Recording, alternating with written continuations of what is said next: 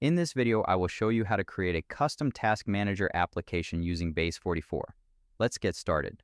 I begin by typing a clear description of the app I want to build into the text input, specifying that I need a functional input box for new tasks, a delete button for each item, and a completion checkbox. I then hit enter to let the AI build out the application structure based on my requirements. As the AI works, it automatically generates the necessary entities, styles, and configurations for my task manager, ensuring a polished and modern aesthetic. Once the initial build is complete, I see the AI finish setting up the router and the main task page as the home route.